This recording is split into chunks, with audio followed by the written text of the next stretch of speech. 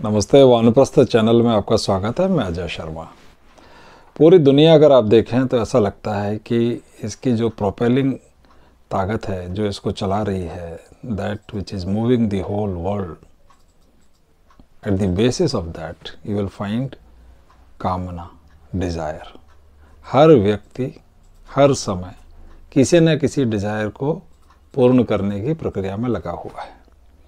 जैसे कार को चलाने के लिए ईंधन चाहिए, पेट्रोल चाहिए या और दूसरे तरह का ईंधन, उसी तरह से इस पूरे संसार को और मनुष्य के अपने जीवन को चलाने के लिए डिजायर्स सबसे महत्वपूर्ण रोल अदा करती है। अगर आप अपने चारों तरफ देखें तो आपको लगेगा कि सारे लोग किसी न किसी कार्य में लगे हैं और उसके पीछे कुछ ना कुछ डिजायर्स हैं। अगर आप उनके मनों को पढ़ सकें तो आप देखेंगे कि सारे मन अलग अलग तरह की इच्छाओं से भरे हुए हैं और उन्हीं इच्छाओं की पूर्ति के लिए दिन रात लगे हुए हैं। श्री कृष्ण गीता में कहते हैं, धर्म अविरुद्धो भूतेषु कामोस्मि भरतर्षभ। अमंग द डिजायर्स, इन कामनाओं के बीच में मैं वो डिजायर हूँ जो धर्म के विरुद्ध नहीं है। यानी कि ऐसी भी बहुत सारी डिजायर्स होती हैं जो धर्मानुकूल नहीं होती हैं। धर्म क्या है, इस पर हम विवेचना पिछले वाले अंक में कर चुके हैं। वो जो समग्र को ध्यान में रखकर चलता है, वो सिर्फ जो व्यक्तिगत नहीं बल्कि समष्टि के हित को ध्यान में रखकर जब कार्य किया जाता है तो वो धर्मानुकूल होता है।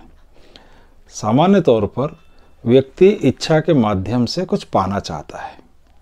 He is interested in getting something, और यही उसका मेन मोटो है कि मैं जो भी काम करूं उससे मुझे कुछ ना कुछ प्राप्त हो।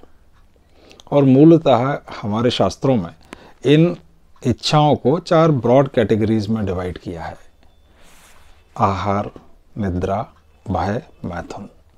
ये 4 हैं, लेकिन इनके अंदर आप देखेंगे तो लगभग सारी डिजायर्स आ जाती हैं। कुछ भय के कारण होती हैं, यानी कि इनसिक्योरिटी, असुरक्षा की वजह से, जहाँ व्यक्ति बहुत अधिक धनोपार्जन करना चाहता है। इसी तरह से इन 4 कैटेगरीज में ही ज़्यादातर व्यक्ति का मूवमेंट होता है। लेकिन लाखों मनुष्यों में कुछ लोगों के जीवन में ऐसे क्षण आते हैं जब वो ये देख पाते हैं कि मेरी जो इच्छाएं हैं या जिनकी प्राप्ति के लिए कार्य कर रहा हूँ वे सब अनित्य हैं। कल वे रहती ही नहीं हैं। हर दिन नई इच्छाएं होती हैं। हर समय हमें लगता है कि हम कुछ नया अचीव करें, कुछ नया प्राप्त करें। परमानेंट कुछ भी हम अचीव नहीं कर पाते हैं। हमारी सारी जो दौड़ है, हमारी इच्छाओं की जो सारी दौड़ है, वो है इम्परमानेंट के पीछे। हम परमानेंट के पीछे तो है ही नहीं। तो इन अनित्य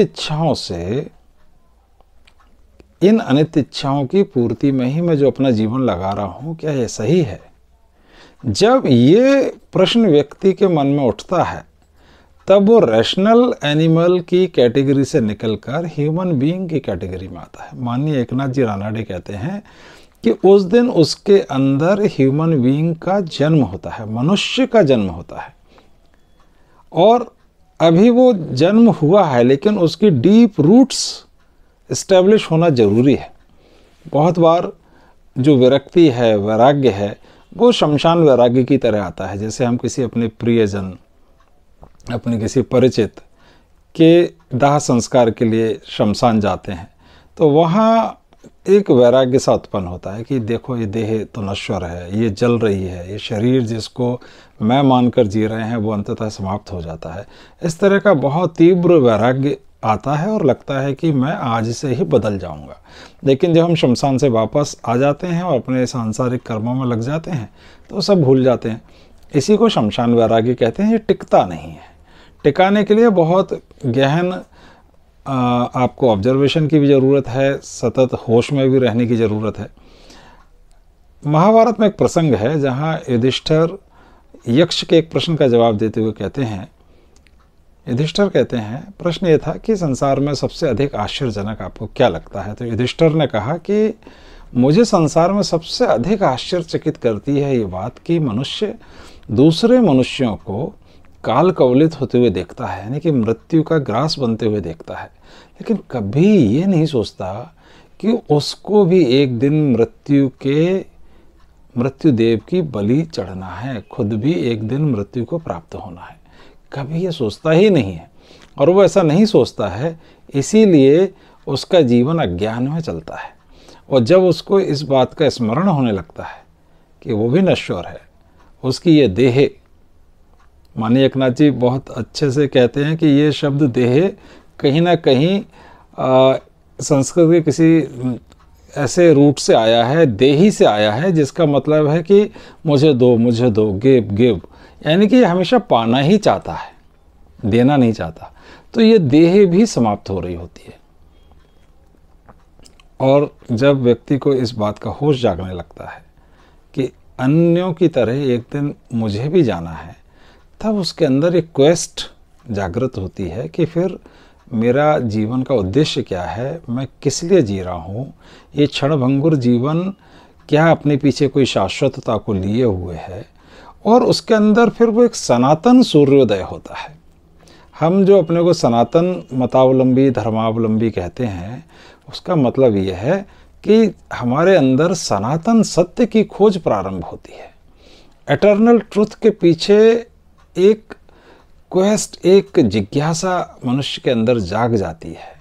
जब उसे लगता है कि ये नश्वर के परे शाश्वत क्या है, सनातन क्या है, तो जब ये चीज़ जागृत होती है और ये वास्तविक रूप से जागृत होती है, डीप रूट्स आपके अंदर जब जम जाती हैं, तो मनुष्य वास्तव में मनुष्य बन जाता है। वो रैशनल एनिमल के स्तर से ह्यूमन बीइंग हो जाता है, क्योंकि अब वो सनातन की खोज में लग गया है।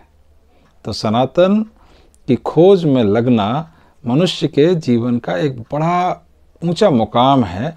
इस मुकाम के आगे उसकी यात्रा, वास्तविक मनुष्य की यात्रा प्रारंभ होती है।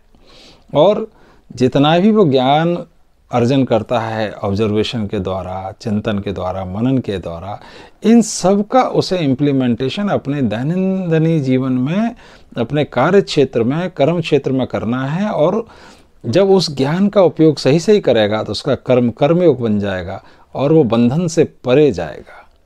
तो ये जो पुस्तक मैं हमेशा आपको आजकल बता रहा हूँ कि स्पिरिचुअलाइजिंग द लाइफ, ये माननीय एकनाथ जी के लेक्चर्स हैं इसमें, इसे आप सब भी पढ़ें। बहुत बहुत प्रेरणादायक पुस्तक है और उम्मीद है आप इसे पढ़ेंगे। और साथ ही अगर ये लेक्चर आपको पसंद आया है तो इसे शेयर भी करें अपने दोस्तों को। बहुत बहुत धन्यवाद। आप सबको मेरा प्रणाम। नमस्ते।